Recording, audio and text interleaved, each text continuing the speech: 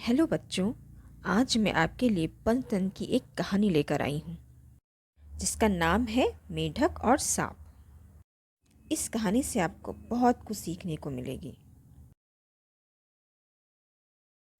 किसी जंगल में एक बहुत बड़ा कुआं था जिसमें बहुत से मेढक रहा करते थे। उन मेढकों का राजा गंगदंत भी उसी कुएं में रहता था। वह बड़ा ही घमंडी और झगड़ालू स्वभाव का था। आए दिन किसी न किसी से झगड़ा करता रहता था। इसीलिए उसके घर वाले उसकी पत्नी को छोड़कर और रिश्तेदार वालों ने भी उसको छोड़ दिया था। इस बात से परेशान होकर उससे बदला लेने की सोची, मगर वह अकेला रहने के कारण उनको मार नहीं सकता था। इसी तरह वह हर दिन कुछ न कुछ योजना बनाता रहता था, मगर उसकी कोई भी योजना काम नहीं आती थी। एक दिन गंगदंत अपने कुएं से बाहर निकला। उसने एक सांप को अपने बिल में जाते हुए देखा और उसके पास जाकर कहने लगा, मित्र, क्या तुम मेरी मदद करोगे? सांप ने कहा, अरे मेढक, तुम तो जानते हो हम दोनों स्वाभाविक रूप से दुश्मन हैं, फिर भी तुम मेरे पास मदद के लिए आए हो। अगर मैं तुम्हें खा गया तो? मेढक कहता है, मित्र, मेरे अपने ही शत्रु बन गए हैं, तो दूसरे शत्रु से क्या डरना, इसलिए आपके पास मदद के लिए आया हूँ। वह सांप लालचवश मन ही मन सोचने लगा, अरे ये तो मेरा सौभाग्य है जो आज स्वयं शिकार चलकर मेरे पास आया है। मेंढक कहता है, क्या हुआ मित्र, क्या सोच रहे हो? सांप कहता है, कुछ नहीं, अगर तुम मुझे मित्र कहते ही हो तो बताओ, कैसी मदद चाहिए तुम्हें? मेंढक कहता है, मित्र, मेरे अपने सगे मुझसे बहुत ईर्ष्या करते हैं और अपना शत्रु मानते हैं, इसलिए मेरे साथ चलो और उन्हें मारने में।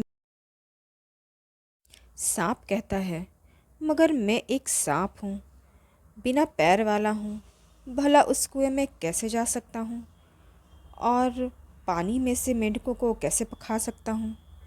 मेंढक कहता है, मित्र, इसकी चिंता तुम मत करो, मैं एक राजा हूँ और सभी रास्ते को देखा है मैंने।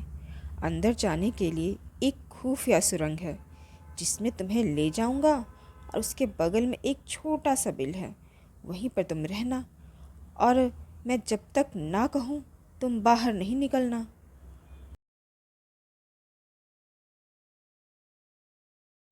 वह सांप उसके सभी शर्तों को मान लिया और दोनों रात के अंधेरे में उस कुएं की ओर निकल गए, जैसा कि मेढक ने कहा था।